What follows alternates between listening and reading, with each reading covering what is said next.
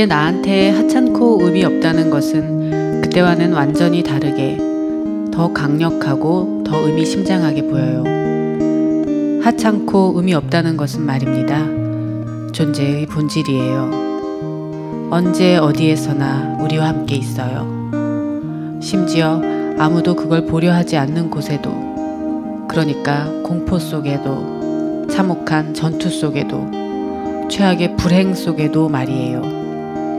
그렇게 극적인 상황에서 그걸 인정하려면, 그리고 그걸 무의미라는 이름 그대로 부르려면 대체로 용기가 필요하죠. 하지만 그것을 인정하는 것만이 문제가 아니고 사랑해야 해요. 사랑하는 법을 배워야 해요. 밀란 쿤데라의 소설 무의미의 축제에서 한 대목을 읽어드렸습니다. 저는 문장의 소리 DJ 김진여입니다. 한 사람이 말을 걸어오네. 저기 내 얘기 좀 들어볼래요. 그 순간 바람이 한 줄기 불어와 책장을 넘기고 가네. 이것이 당신의 말들인가요? 참 아름다운 문장이군요. 다시 바람이 한 줄 불어오면 우리는 친구가 되네. 당신과 나는 친구가 되네. 문장의 소리. 문장의 소리, 오늘 연말 특집인데 정말 특집스럽게 게스트가 없는 특집이 되어버렸네요. 한 가지 양해 말씀을 먼저 드리면, 원래 게스트가 계셨는데요. 이게 뭐 사정상 갑자기 어제부로 불발이 돼서 김용택 선생님을 보시러 오신 분들이 분명히 계실 텐데 인사를 못 드리게 된 사정이 있다는 점 지금 양해 말씀을 드리고, 반드시 다시 꼭 한번 모실 테니까 그때 꼭 기대해 주셨으면 좋겠습니다. 그 문장의 소리는 그래서 사실 우리가 1년 동안 어떤 일이 있었고 앞으로 어떤 계획을 갖고 있는지에 대해서 이야기를 나눠보는 시간을 가지려고 해요. 연말에 보통 시상식 많이 하는데 조촐하게 우리는 시상식 아닌 시상식 분위기로 문장의 소리를 좀 정리해 보려고 합니다. 그래서 여러분들께서도 문소리, 저는 문소리로 줄여서 말하는데 문소리를 들어보시고 뭐 아쉬운 점 혹은 뭐 고쳤으면 하는 방향성 뭐 이런 부분들에 대한 조언 주실 수 있으시면 그런 부분들은 저희가 적극적으로 듣고 반영하도록 노력하겠습니다. 그 문장의 소리 연말 특집에 와주셔서 감사합니다. 올해 마지막 공개 방송인데요. 다행히 많이 춥지 않은 포근한 날씨라 감사하고요. 오늘 게스트로 나와 주신 분은 2년간 문장의 소리의 원고를 맡아서 써주신 정지향 소설가이십니다. 박수 부탁드릴게요. 안녕하세요. 이렇게 게스트석에서 박수를 받는 일이 얼마만인가요? 저는 문장의 소리 작가 시작하기 전에 2014년에 문장의 소리에 한번 출연했었는데 항상 이렇게 객석에 앉아 있다가 오늘 처음으로 나오게 됐습니다. 뒤에서 만난 이 공기와 앞에서 느껴지는 이 눈동자들은 어떤 차이가 있나요? 네, 오늘 정말 많은 분들이 와주셔가지고 좀 떨리네요. 원래 그렇죠, 그렇죠. 그 정지향 작가는 조금 전에 말씀하셨지만 2014년도에 문학동네 대학 소설상을 수상하면서 등단한 아주 반짝반짝한 신예 소설가이고요. 초록가죽소파 표류기라는 책을 갖고 있으시죠? 네, 맞습니다. 네, 차기 소설도 준비 중이시잖아요. 네, 그렇습니다. 더 이상 묻지 말까요? 아니요, 좀 개인적으로는 늦어진 감이 있는데 내년에는 어떻게 출간을 해보려고 생각하고 있습니다. 뭐 이젠 정말 이 문장의 소리 작가가 아닌 소설가로 문소리에서 다시 한번 볼 수 있는 날이 오겠네요. 네, 불러주셔야 되는데. 불러드리죠, 당연히. 네, 기다리고 있겠습니다. 자, 연말이에요. 1년이 어떻게 갔는지 잘 모르겠는데 우리가 뭐 기뻤던 일, 슬펐던 일, 뭐 우울했던 일, 뭐 여러 일들이 있었지만 정말 블랙홀처럼 그분과 함께 자꾸 우리의 모든 1년이 사라지고 있는 중이긴 하나. 지향 작가님 어떠셨어요? 돌이켜봤을 때 1년. 특히 12월은 어떤가요?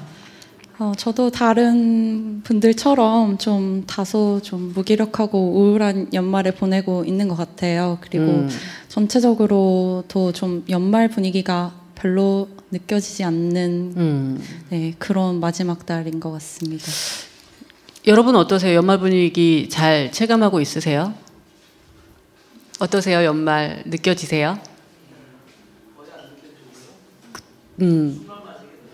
아, 참. 어쨌든 이렇게 저렇게 1년이 가고 있습니다. 얼른 그분과 함께 이 해가 사라지길 저도 바라면서 문소리를 좀 돌이켜 보려고 합니다. 네. 이 문장의 소리는 올해 조금 어떤 형식상의 변화가 있었죠. 네. 지향 작가님이 2년 정도 보았으니까 어떤 변화가 있었는지 좀 소개 좀 해주세요. 네, 제가 보기에는 크게 3가지 변화가 있었던 것 같아요. 우선은 우리 진행하시는 DJ님께서 김진여 시인으로 바뀐 게 가장 큰 변화인 것 같아요. 네, 제가 바뀌었습니다. 진행자가 바뀌었습니다. 네. 문장의 소리는 아무래도 작가들이 직접 만드는 방송이다 보니까 어떤 작가가 DJ로 앉아있느냐에 따라서 방송 분위기가 많이 달라지는 것 같아요. 그래서 김진여 시인께서 오시고 나서 문장의 소리 많은 변화가 있었던 것 같고요. 또 긍정적이란 말씀이신 거죠? 네, 아주 아나운서 같은. 되게 중립적인 이 언사. 아, 아닙니다. 거의 네. 전문 진행자 같은 어떤. 자꾸 이러지 마세요. 풍기시는. 고맙습니다. 지향 작가님의 원고가 좋은 탓이지요. 두 번째 변화 말씀해 주시죠. 다들 이제 방송을 끄고 계실 것 같은데 네, 두 번째로는 원래 작가를 초대하는 작가의 방이라는 코너 뒤에 사랑방의 꿈단지라는 코너가 있었어요. 네. 그 코너에서는 좀 문학 말고 다양한 분야에서 자기 활동들 하고 계시는 예술가분들 모셔서 얘기 들어보는 코너였는데 그 코너가 없어지고 양양 언니가 어제의 단어 오늘의 멜로디라는 코너를 진행하게 됐죠. 네, 굉장히 인기가 있죠. 네, 무척 인기가 있다고 들었습니다. 그 양양 씨의 진행이 정말 지향 작가님이 말하는 프로포셔널한 어떤 자연스러움이 분명히 묻어 있는 것 네. 같더라고요. 그리고 목소리가 너무 좋아요. 약간 허스키하면서도 밝은 감성을 지닌 그런 목소리가 좀 드물다고 생각이 되는데 이렇게 현장에서 들을 때도 좋지만 집에서 녹음된 상태로 들으면 네, 그렇죠. 차분하게 듣기에 너무 좋았고 또 사랑방의 꿈단지 같은 경우는 매주 다른 게스트를 모시다 보니까 좀 깊이 얘기를 나누기가 어려운 그런 아쉬움들이 좀 있었어요. 근데 지금 양양 언니가 진행하고 계시는 코너 같은 경우에는 양양 언니가 직접 자신의 생활 속에서 느낀 것들 이런 것들 위주로 많은 이야기 들려주셔서 좀 깊이 있는 이야기들 진행할 수 있어서 좋은 것 같습니다. 이 양양 씨 코너는 책으로 딱 나중에 묶어도 네. 좋을 법한 네. 구성체이지 않나. 양양 씨에게 개인적으로 이제 나중에 강력하게 우리 책 한 권을 내봅시다라고 얘기해봐도 좋을 것 같아요. 네. 그렇지 않나요, 네, 양양님? 오늘 방송 좀 이상한 연말이니까요. 따뜻하게 가야죠. 자, 마지막으로 변화된 지점 설명해 주시죠. 네, 이렇게 공개 방송을 매달 진행하게 되었죠. 원래 저희가 녹음하는 곳은 홍대 입구역에 있는 좀 작은 스튜디오인데 거기서 또 나름의 저희끼리는 매력이 있죠. 아주 좁은 공간에서 이렇게 이마와 이마가 거의 닿는 공간이어서 정말 네. 숨소리가 와닿는 그 공간에 또 매력이 있었는데 네. 어쨌든 이렇게 지금 청중분들도 와 계시고 같이 작가들의 얼굴도 보고 직접 목소리도 들을 수 있는 네. 기회가 매달 있었어요. 그죠? 정확히 말하면 3월부터 이 공개방송 형식으로 진행을 됐던 거죠. 지향 씨는 어떠셨어요? 지향 작가님은 이 공개방송 시스템을 경험하지 않다가 겪게 된 거잖아요. 네. 솔직히 공개 방송을 하기 전에는 원고를 쓰면서도 제가 이 방송을 듣는 사람이 있는 건가 이렇게 좀 의구심을 가졌었는데 이렇게 공개 방송을 진행하니까 생각보다 많은 분들이 와 계실 때도 있었고 좀 적은 분들이 올 때도 있었지만 그래도 또 그런 날에는 그런 날대로 작가님들과 관객들이 이렇게 가까이서 소통하는 게 좀 좋았던 것 같습니다. 문학이 우리 대중들로부터 많이 거리가 멀어졌다라는 문제의식은 굉장히 오랫동안 있어 왔는데 네. 그래서 그런 문제의식 하에 PD님 그다음에 이 저희를 후원해 주시고 주관하시는 예술위 담당자 선생님들하고 아마 이 조금 더 대중과 소통할 수 있는 어떤 통로들을 마련하는 부분들에 대한 고민이 있었던 것 같고 그 결과물인 것 같고요. 앞으로 내년에는 조금 더 적극적으로 네, 그렇다고 이런 들었습니다. 소통의 통로가 마련될 것이라고 이야기를 들었습니다. 그 문장의 소리라는 것 되게 매력적인 제목이잖아요. 네. 네. 그 작가들의 소리, 목소리나 작가들의 얼굴을 공개적으로 마주 보면서 이야기 나누는 것, 여러분들은 어떻게 보시는지도 좀 궁금하네요. 어떻게 보세요? 좋게 듣고 계시다고 말씀해 주셨어요. 네. 그 아마도 좋아하는 작가들이 나올 때는 조금 더 열렬한 팬심을 가지고 오실 수도 있고 아마 모르는 작가들일 경우에는 또 새로운 호기심과 호감을 만들어서 가실 수도 있는 자리이지 않을까 싶고요. 그 제가 의외로 놀랬던 거는 그 제 주변에서 이 문장의 소리를 청취해서 그 모니터링을 많이 해주시는데요. 연세 드신 분들이 모니터링 많이 해주시거든요. 아, 정말요? 예, 근데 그런 점을 말씀하시더라고요. 그 올해는 유난히 조금 신인 작가들 신간에 대한 소개들이 조금 집중되다 보니까 되게 호응도가 높았던 게스트들은 좀 연령대가 있으신 작가님들.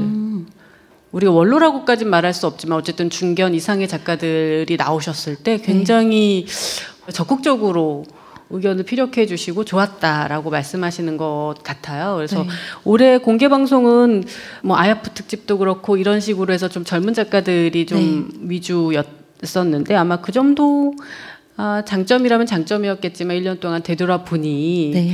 그 저에게 모니터링을 해주신 분들의 의견도 조금 이제 반영할 필요가 있지 않나 하는 생각도 들더라고요. 네. 지향 그렇죠. 작가님은 어떠셨어요? 근데 이 원고를 준비하다 보면 사실 이 신예 작가들의 원고를 좀 읽고 이 질문지를 만드는 것하고 많은 작품집을 내신 분들에 대한 궁금증을 적는 것하고 좀 차이가 있지 않나요? 네, 그렇죠. 이제 젊은 작가분들이 많이 나오셨는데 첫 작품집을 내신 작가분들을 모실 때는 좀 편한 부분도 있죠. 책을 한 권만 읽으면 되니까. 근데 정말 오랫동안 활동해 오셨고 제가 선생님이라고 부를 만한 초대 손님이 나오시는 경우에는 그냥 까마득한 후배의 마음으로 정말 마음속으로 궁금한 점, 선생님께 듣고 싶은 점 이런 것들을 적었던 것 같아요. 그리고 선생님께서는 주변에서 나이 많으신 분들이 피드백 많이 주신다고 하셨는데 저는 또 저희 친구들, 문학을 공부하는 저희 친구들이 많이 피드백을 줬어요. 어떤 반응들이던가요? 마찬가지로 젊은 친구들 같은 경우에는 아무래도 가깝게 느껴지는 젊은 작가들 방송을 좀 더 관심 있게 들었던 것 같아요. 근데 그게 문장의 소리의 어떤 장점이지 않을까. 젊은 분들이나부터 아주 그쵸. 나이가 많은 원로 선생님들까지 모두 모실 수 있는 자리라는 점, 그게 문장의 소리의 가장 큰 장점이 아닐까 생각하고 있습니다. 네. 그게 아마 진짜 11년 정도 문장의 소리가 지속되고 있는 이유이지도 않을까 생각해 보고요. 네. 올해는 그래서 2016년도에 그 출연해 주셨던 게스트들의 어떤 책의 한 구절, 문장의 소리 중에서 올해 문장의 소리라는 제목하에 너무 지향 작가님이 이 부분 다시 한번 꼭 읽어드리고 싶다 뭐 이런 마음으로 책을 가져오셨다고 들었는데 맞나요? 네, 꼭 올해의 문장의 소리라기보다는 그냥 제가 개인적으로 준비하면서 읽었던 작품집들 중에서 좀 기억에 남는 작품을 가지고 와봤습니다. 그리고 작가님들께서 항상 신간의 어떤 부분들을 읽어주시는데 그 부분도 좋지만 책이라는 게 워낙 기니까 네. 또 다른 더 읽었으면 하는 부분들이 있었어요. 그래서 한 부분만 가지고 왔습니다. 그 전에 우리가 문장의 소리 올해 그 17분의 소설가께서 출연을 해주셨더라고요. 네. 어떤 분들이셨죠? 다 읽어보나요, 저희가? 좀 우리 돌이켜보는 김에 한번 쭉 올해 게스트들 한번 얘기해 볼까요? 네, 순서대로 한번 말씀을 드려볼게요. 윤희영, 최정화, 이유, 문지혁, 배명훈, 정세랑, 김희설 소설가께서 나와주셨고 또 아야프 특집으로 김멜라, 서영경 작가님, 임성순, 노이준, 김경욱, 최은영, 김중혁, 윤고은, 백수린 그리고 해외 작가 특집으로 사스키아 제인 인도 소설가까지 나와주셨죠. 예, 그 신인들도 물론 많았지만 뭐 중진 유명한 작가들도 계셨고 해외 작가 특집도 굉장히 인상적이었는데 네네. 어떠셨어요, 지향 작가님은? 같이 소설을 또 쓰시니까 네. 또 다른 느낌을 받으셨을 것 같은데. 해외 작가 특집 할 때 정말 문장의 소리가 이렇게 좀 큰 방송이구나 이런 생각도 좀 들었던 것 같고요. 그리고 인도와 영국에서 활발하게 활동하고 계시는 작가님 직접 만나뵙고 그분의 목소리로 또 이야기를 들을 수 있어서 무척 좋은 시간이었습니다. 그 한국문학이라는 것, 한국어로 글을 쓴다는 것 자체가 어떻게 보면 되게 전 세계적으로 봤을 땐 주변 문학에 해당하는 건데 네. 이 해외문학회 작가 특집을 했을 때 제가 느낀 것은 정말 한류의 한 분야로 네. 글쓰기 창작 분야도 확실히 한류풍의 한 장르로 이렇게 네, 확산되고 있는 듯한 강한 인상을 받았거든요. 전 사실 제가 유명한 작가도 아니고 해외에서 활동을 하고 있는 작가도 아니고 번역돼서 제 작품이 나가 있는 것도 아니지만 그날 그 작가님들과의 이야기를 통해서 한국어의 어떤 파워 같은 것들, 네, 특히 소설보다도 시 부분에서 그날 제이크 레빈도 얘기했지만 미국의 젊은 시인들이 지금 한국의 젊은 시인들의 작품들을 많이 읽고 있다 이런 예들을 소개해줘서 네.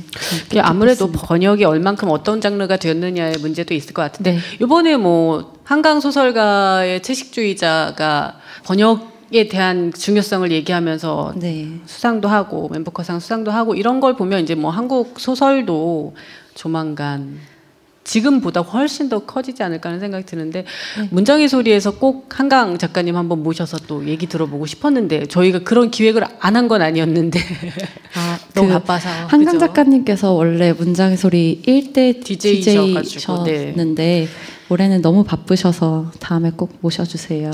네, 저도 꼭 뵙고 싶은 네. 분 중에 한 분이었는데 그래서 올해 보니까 소설가들의 소설책들의 특징이 좀 장르 소설이 굉장히 많이 나왔던 것 같아요. 네, 특히 저희 문장의 소리 특히 많이 모셨던 것 같아요. 네, 그렇네요.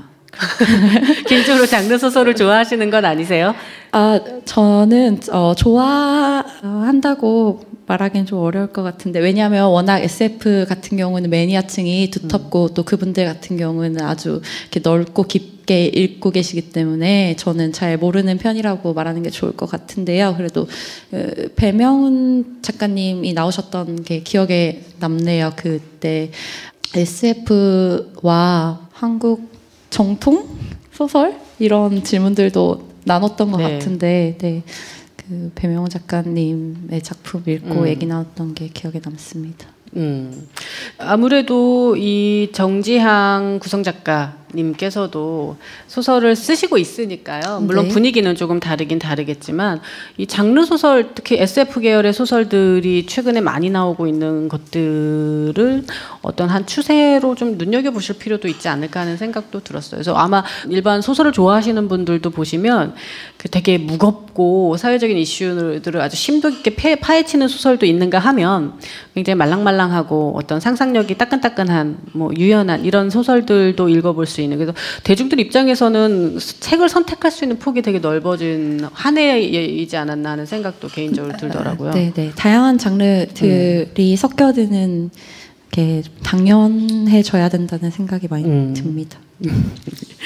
그 문청들도 많이 듣고 있으시니까 문장의 소리 그 작가들이 많이 나와 주셔가지고 하신 말씀 중에 그 작법 스타일에 대해서 네. 얘기해 주신 적이 많은데 네. 인상적이었던 작법 스타일 하나만 말씀해 주세요. 저는 그냥 보니까 임성순 소설가가 하신 말씀이 생각나네요. 임성순 작가님께서는 영화 쪽 일도 네, 하고 영화 계시고 시나리오도 네. 하신다 했죠. 그리고 소설도 쓰고 계시고 이렇기 때문에 굉장히 작업량이 일단 많고 그래서 항상 시간을 정해놓고 그냥 회사에 출근하듯이 앉아서 쓰고 있다. 그리고 뭐 소설 쓰기의 어려움 뭐 이런 것들, 창작의 고뇌 이런 것들 말씀하는데 임성순 작가님께서는 그런 것보다도 그냥 성실하게 쓰는 중요성에 대해서 강조를 해주셨는데 저는 그 개인적으로 저한테 많이 도움이 됐던 조언 같아요. 곧 지금 이미 연락 받으신 분들도 있을 것 같은데 정말 신춘문예의 계절이잖아요. 네, 맞습니다. 그래서 이 작가를 원하시는 작가가 되고자 하시는 분들한테도 어떤 부분에서는 팁이 될 만하지 않을까 싶은 생각도 드네요. 네네. 문장의 소리는 특히 뭐 아까도 말씀드렸지만 젊은 작가들이 많이 출연을 해왔는데요. 그런 점에서 작가 되기 꿈꾸시는 분들께서 이제 갓 등단한 작가들이 어떤 마음으로 글을 쓰고 있는지 좀 가까이서 느껴보기에도 좋은 방송인 것 같습니다. 그 어떤 방송이 그 중에서 가장 기억에 남던가요, 지향 작가님은? 다 기억에 남지만 저는 뭐 이런 오늘 최은영 작가님이 기억이 났어요. 어떤 오늘 작가님? 최은영 작가님. 아, 최은영. 네. 네. 집을 나서려고 하는데 올해 어떤 작가님들께서 나오셨지 생각했을 때 최은영 작가님이 나오셨던 날이 기억에 남았습니다. 저는 최은영 작가와 먹었던 밥자리의 시간이 기억에 네네. 21세기를 살아가는데 19세기식 봉건식 사회의 아이고. 이야기들을 이렇게 재밌게 들렸었어요. 뭐 그런 게 기억이 났었는데 네네. 어쨌든 이 최은영 작가의 방송이 기억에 남는 이유 여쭤볼까요? 우선 최은영 작가님의 첫 소설집 쇼코의 미소는 올해 가장 핫했던 소설집 중에 한 권이기도 했고 그리고 또 저랑 같은 해에 등단을 하셨어요. 쇼코의 미소라는 작품으로. 작품 발표 처음 하셨을 때부터 굉장히 이렇게 눈여겨보고 너무 좋았던 터라 게다가 그런 책이군요. 그러니까 그런 작가군요. 막 너무 좋은 작품 나면 막 질투나고 화나는 뭐 이런. 아니요, 너무 근데 진짜요? 만나보셔서 알겠지만 춘영 작가님께서 너무 부드럽고 아주 다정하신 분이라서 그런 질투도 좀 느껴지지 않는 그런 제가 너무 팬심으로 이렇게 그렇다. 팬심이다. 그래서 정지향 작가님께서는 최은영의 쇼코의 미소라는 책을 올해의 가장 기억에 남는 소설로 가져오셨군요. 네, 그렇습니다. 그러면 들어볼까요? 정지향 작가님이 문장의 소리 청취자분들 그리고 최은영 작가님께 들려주고 싶은 한 대목 들어보겠습니다. 저는 초코의 미소에 실린 작품 언니 나의 작은 순애 언니에서 한 부분을 읽어드리겠습니다. 수선집에서 집까지는 걸어서 5분 거리였지만 엄마와 이모는 일부러 길을 돌아가곤 했다. 이모는 하교하는 여고생들을 가만히 바라보기도 했고 문방구 앞에 멈춰서기도 했고 전봇대에 묶여있는 개를 오래 쓰다듬기도 했다. 그리고 엄마는 그런 이모의 머리 위에 내리비치는 햇빛을 바라봤다. 그럴 때면 시간은 부드럽게 흘러갔고 모든 일들이 잘 풀려가리라는 이상한 낙관이 마음에 배어들었다. 이모가 전쟁통에 부모와 헤어졌고 같이 살던 할머니도 돌아가셨다는 것을 엄마는 할머니로부터 들어 알고 있었다. 이모는 그 이별들에 대해 일절 언급하지 않았지만 일이 고되거나 마음이 괴로운 날이면 고향에서 키우던 개 이야기를 하곤 했다. 전쟁이 끝나고부터 같이 살았던 곰이라는 개 이야기였다.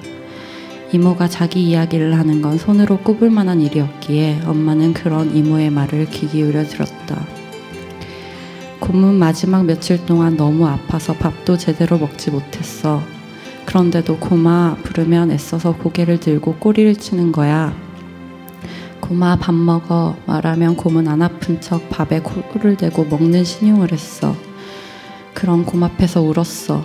곰이 단순히 아픈 게 아니라 죽어간다는 걸 느꼈거든. 한밤을 자고 나서 계집애 가니 곰이 사라졌더라. 그 애가 사라지고 나서 한 달 내내 울면서 학교를 다녔어. 울고 또 울었지. 내가 괜히 곰 앞에서 눈물을 보여서 곰이 집을 나갔다고 생각했어.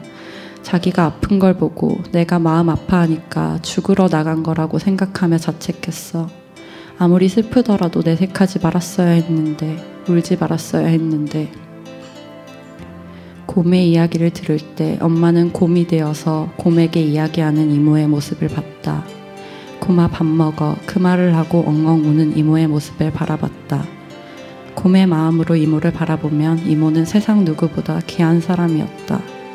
엄마는 그 후로도 죽은 개의 마음으로 이모를 바라보곤 했다. 자기 의지와는 상관없이 모두를 잃고 나서도 더 잃을 것이 남아있던 이모의 모습을. 엄마는 이모를 사랑했다. 잘 들었습니다. 지향 작가님이 지금 조금 긴 듯한 이 대목을 골라오신 이유를 한번 듣고 싶네요. 이렇게 좀 마음이 자꾸 거칠어지는 연말에 이 소설을 다시 펴들었는데, 이 소설에서 이모는 전쟁통에 가족을 다 잃은 사람이잖아요. 그런데도 어떤 사랑에 대해 얘기하는 장면이 마음에 남았던 것 같아요. 그래서 이 대목을 가지고 왔습니다. 우리들의 처한 상황하고도 네. 예, 비슷하다는 생각이 듭니다. 네. 이 특별히 오늘 이 자리에 문장의 소리 구성 작가이신 정지향 작가님을 모신 이유가 있어요. 그 지향 작가님 2년 동안 수고해 주셨는데, 사실 이 12월까지 하는 이 공개 방송 특집을 마지막으로 이제 문장의 소리 구성 작가를 그만하시는 거잖아요. 네. 그 뭔가 되게 시원섭섭함이 있을 것 같기도 한데요. 네, 맞습니다. 정확히 시원섭섭하신가요? 섭섭한 것 같습니다. 네. 그 소회랄까 간단히 뭐 그런 얘기 좀 들어볼까 합니다. 네, 문장의 소리 처음 시작했을 때 지금도 그렇지만 그때 갓 등단한 신인 작가였는데, 이 일을 하면서 뭐 같이 일하는 선생님들께도 그렇고 출연하시는 게스트 선배 작가분들께도 많이 배우는 시간이었던 것 같아요, 개인적으로. 그리고 또 한국 문학 알리고 작가들과 독자들의 거리를 좁혀주는 역할을 하는 아주 역사가 오래된 방송을 함께 만들어 나간다는 자부와 보람도 있었던 것 같습니다. 네. 자부심을 그런 웃음으로 표현하시다니. 아니, 네. 오늘 이 시간은 사실 그 문장의 소리 연말 특집으로 먼저 소설 부문에 대한 이야기들을 좀 정리를 해본다고 해봤는데요. 뭐 산만하게 이 얘기 저 얘기 하다가 잘 됐는지는 잘 모르겠어요. 그렇지만 정지향 작가님께서 늘 언제나 차분하게 글의 흐름, 시간의 흐름, 이 문장의 소리의 흐름을 잘 잡아주셔서 소설가들, 재밌는 소설가들을 제가 만나볼 수 있는 기회였던 것 같기도 하고요. 네, 감사합니다. 우리 뭐 벌써 완전히 이별하는 것처럼 그런 시간을 좀 가져볼까 했는데, 문장의 소리 청취자분들께서도 한번 문장의 소리 나왔던, 출연해 주셨던 작가님들의 책 겨울일 보내시면서 한 번씩 다시 들춰보시는 시간 가주시는 것도 좋겠다는 생각을 해봅니다. 지향 작가님 오늘 고생 많이 하셨고요. 네. 네. 다음 시간에는 시와 관련된 이야기 또 나눠주세요. 네, 다음 시간에는 더 재밌는 이야기 가지고 보겠습니다. 네, 오늘 감사합니다. 네, 수고했어요. 감사합니다. 네.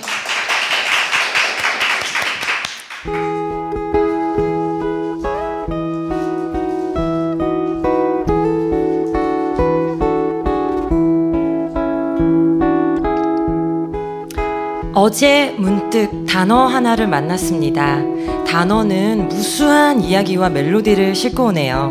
오늘은 그 멜로디를 좀 찾아 들어야겠습니다. 어제의 단어, 오늘의 멜로디, 양양입니다.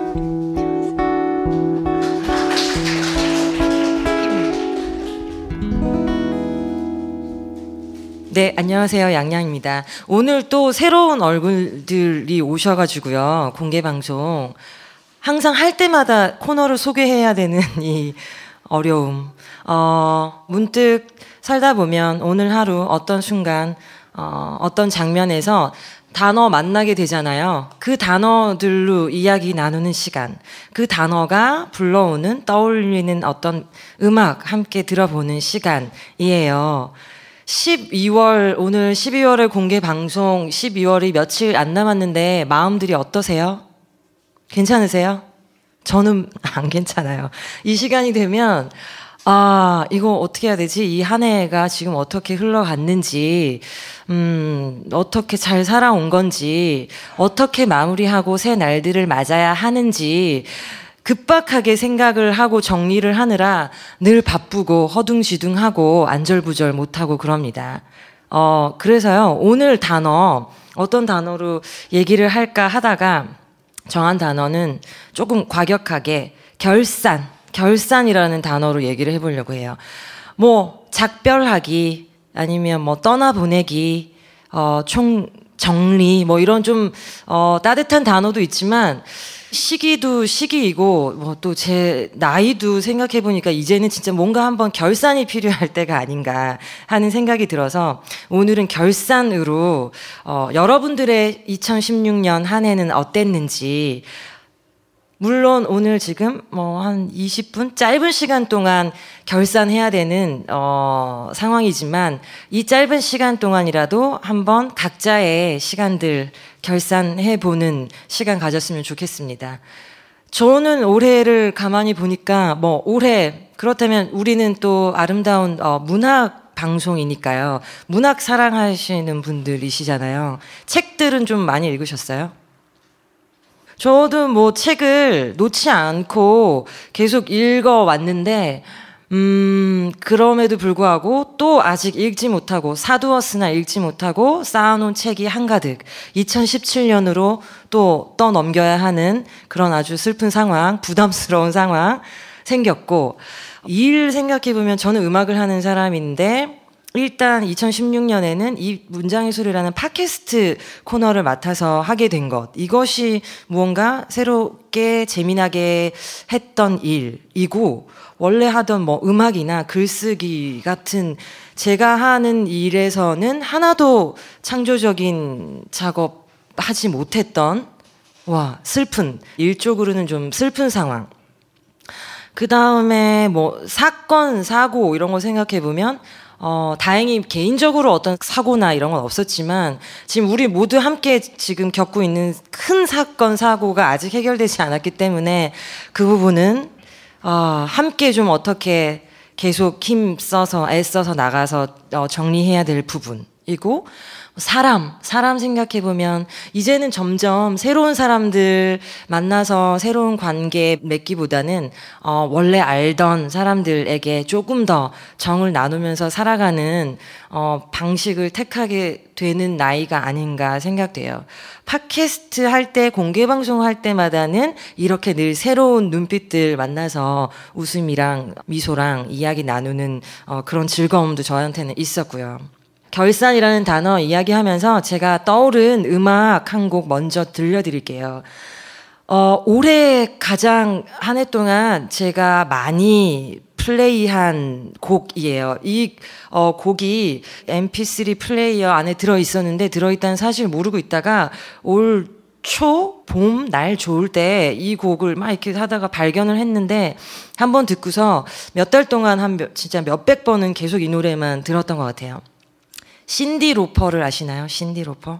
신디 로퍼라는 미국 여가수인데 마돈나랑 막 이렇게 경쟁이다. 그건 사실 듣는 사람도 우리가 지어낸 말인데 마돈나와 경쟁 할 정도 그 팝의 여왕의 자리를 두고 경쟁을 한다 뭐 이런 말 했던 아주 유명한 가수 이렇게 얘기하지만 신디 로퍼는 뭐 이렇게 그 팝의 여왕을 두고 있었던 것보다 무엇보다 굉장히 파격적인 어떤 스타일, 그리고 아마 들어보시면 아시겠지만 목소리가 정말로 독특해요. 그래서 이 목소리 한번 들으시면 아마 이분의 매력에 빠지실 수 있을 것 같습니다.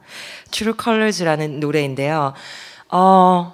뭐 여러 가지 매력을 다 떠나서 수백 번을 듣다 보니까 가사가 조금 들렸어요. 영어임에도 불구하고 가사가 들리는데 그 가사가 너무 아름답더라고요. 가사가 뭐 이런 내용이에요.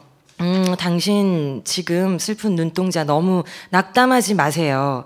잘 압니다. 당신 이런저런 사람들로 가득한 이 세상에서 용기 내는 게 얼마나 힘든지, 그리고 자신 안의 어둠이 자신을 작게 느껴지게 만들기도 하고요. 하지만 나는 당신의 진짜 색깔, true colors를 봅니다. 당신에게서 빛나는 진정한 빛깔, 그게 내가 당신을 사랑하는 이유입니다. 그러니 두려워 말고 당신의 그 색깔을 보여주세요. 무지개처럼 아름다운 그 색깔을. 뭐 이런 내용이 담겨 있어요. 누군가가 귀에 대고 나에게 이런 이야기를 노래로 해준다면 정말로 살아갈 어떤 따뜻한 힘, 네, 저는 들으면서 얻었었거든요. 그래서 여러분들께도 그 좋은 무언가 따뜻한 위로 되시라고 결산하는 이 마당에 또 당신의 색깔을 뽐내며 보여주시며 또 좋은 날들 맞이하시라고 신디 로퍼의 목소리를 빌어서 제가 한번 들려드릴게요. 이 노래를 감상하시면서 저희 오시면서 문장의 소리 엽서 있잖아요. 여기다 여러분들의 한 해에 대한 결산, 뭐 어떤 이야기든 적어서 주시면 그 사연 또 나누어서 같이 읽고 선물도 드리고 하겠습니다. 당신의 빛깔을 보여주세요.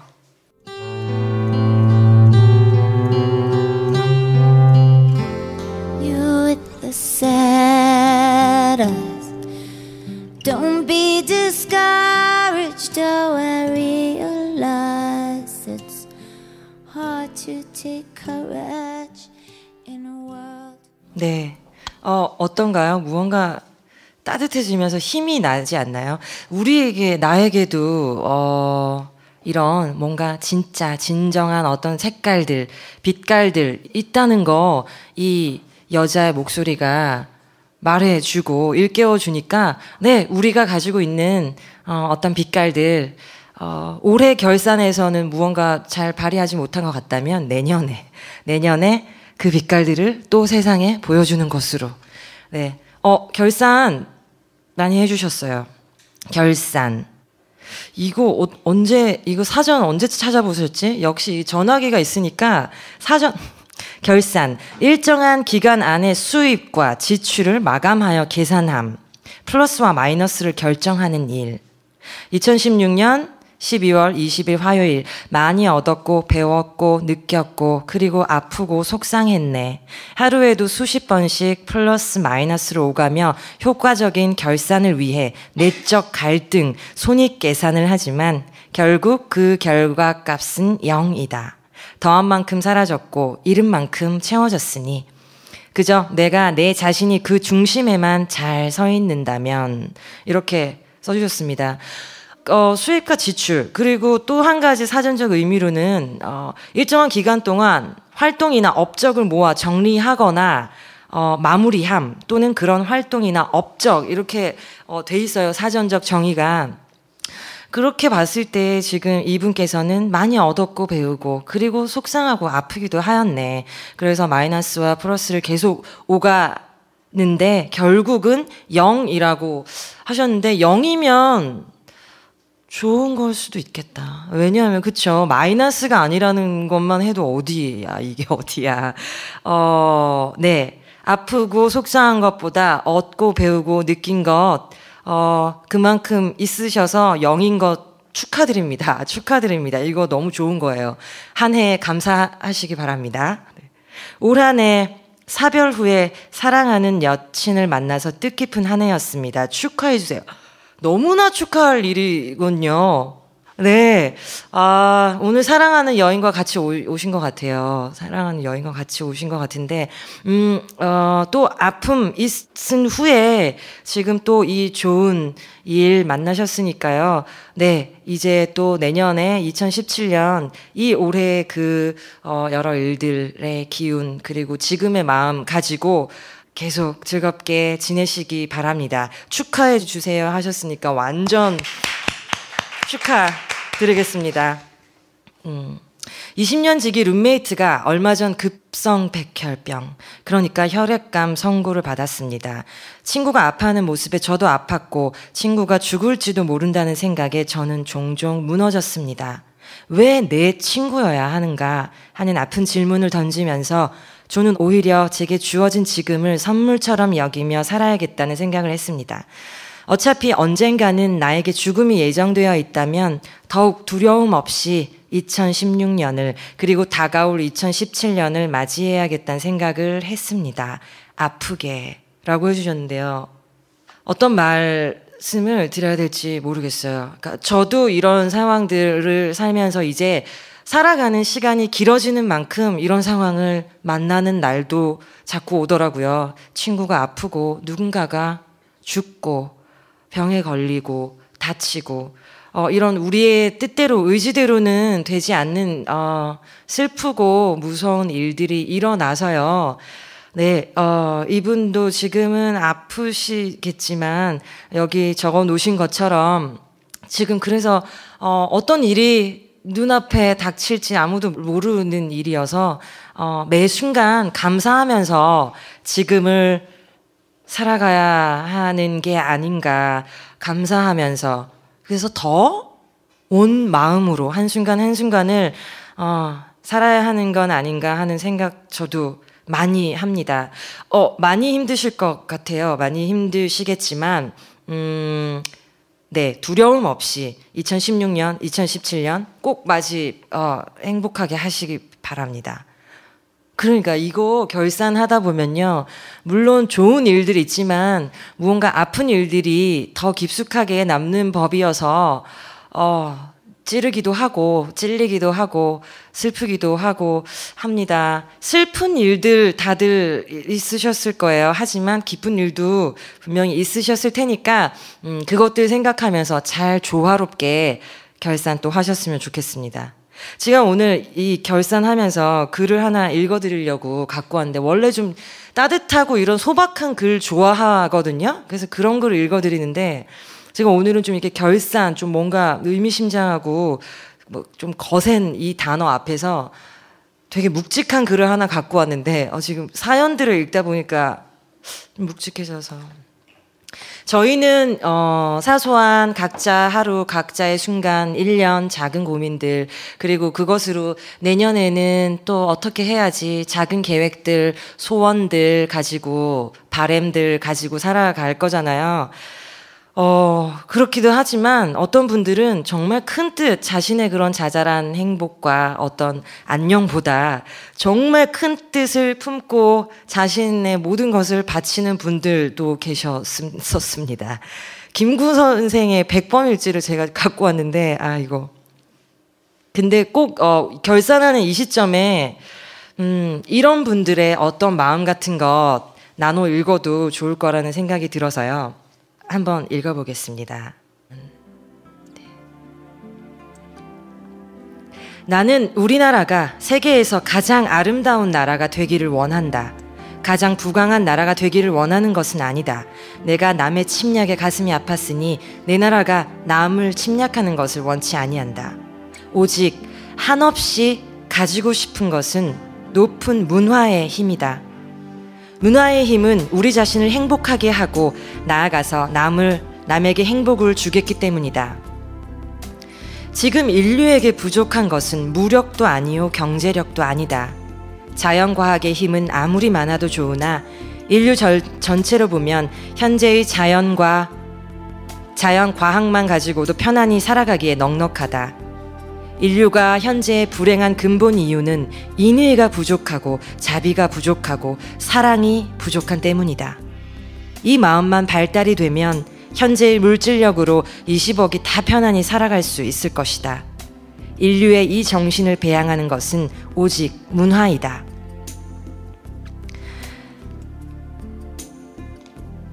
최고 문화로 인류의 모범이 되기로 사명을 삼는 우리 민족의 각오는 이기적 개인주의자여서는 안 된다.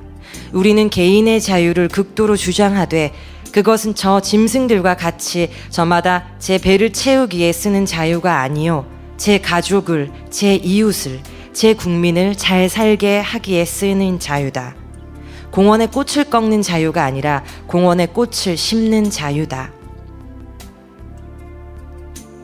우리나라의 산에는 산림이 무성하고 들에는 오곡백과가 풍성하며 촌락과 도시는 깨끗하고 풍성하고 화평할 것이다. 그리하여 우리 동포, 즉 대한 사람은 남자나 여자나 얼굴에는 항상 화기가 있고 몸에서는 덕의 향기를 발할 것이다. 이러한 나라는 불행하려 하여도 불행할 수 없고 망하려 하여도 망할 수 없는 것이다. 나는 우리의 힘으로, 특히 교육의 힘으로 반드시 이 일이 이루어질 것을 믿는다. 우리나라의 젊은 남녀가 다 이 마음을 가질진데 아니 이루어지고 어찌하랴. 네, 이런 글이었습니다. 지금 상황에서 우리도 또 한 번 가져야 되는 나의 작은 무언가의 바램, 나의 건강, 나의 행복, 나의 자유, 이거 말고 함께 무언가 마음을 좀 합쳐서 더 큰 모두의 행복과 이런 거 생각해야 되는 시점에 어울리는 선생님 말씀이 아닌가 생각이 됩니다. 결산을 이렇게 짧은 순간 할 수 없는 일이에요. 오늘 이 단어를 집에 갈 때까지 잘 들고 돌아가셔서 2016이 끝나는 시간까지 결산 잘 하셨으면 좋겠습니다. 제가 결산을 마음에 두고 계속 생각하다 보니까 결산할 때, 돌아볼 때, 후회, 반성, 여러 가지 생각들 할 때 꼭 마지막에 생각하게 되는 단어가 초심이라는 단어더라고요. 내가 처음에 어떤 마음으로 이 지금 한 해를 시작했던가, 내가 이 일을 할 때 어떤 마음이었던가, 이런 게 다시 궁금해지는, 그리고 그걸 다시 생각해 봐야 되는 시간이더라고요. 그래서 저도 초심으로 돌아가서요, 제가 가장 처음으로 발표해서 불렀던 노래를 하나 들려드릴게요. 이 노래는 가장 처음에 발표한 노래예요. 이 정도라는 노래인데, 천천히 가자, 천천히 가자, 나의 속도대로, 이런 노래니까요. 그래서 이 노래는 가장 처음에 발표했기 때문에 사실 가장 지겹기도 해요, 부르기에. 그래서 외면했지만 오늘은 정말로 초심으로 돌아가야 하기에 한번 불러보겠습니다. 빠르게 가야 한다고 세상은 재촉하지만 난 가만히 멈춰서서 하늘을 봐. 하늘에 구름이 흘러가 서두르는 법이 없지. 난 구름처럼 갈 거야.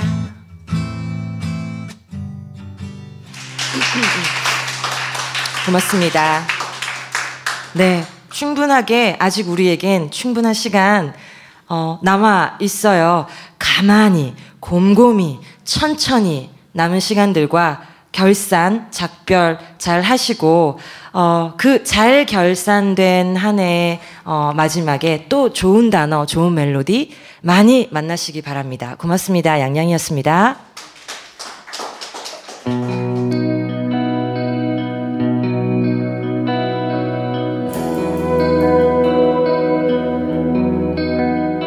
작가를 꿈꾸는 문청들에게 12월은 신춘문예의 계절입니다. 지난한 글쓰기의 과정과 높은 경쟁을 통과한 소수의 사람들이 이 무렵 전화 한 통을 받게 되는데요. 크리스마스를 전후해서 연락이 온다고 해서 크리스마스 선물이라고 부르기도 한답니다. 이 겨울 어떤 작가가 어떤 작품을 가지고 우리 앞에 나타날지 함께 지켜보시는 것도 좋겠죠.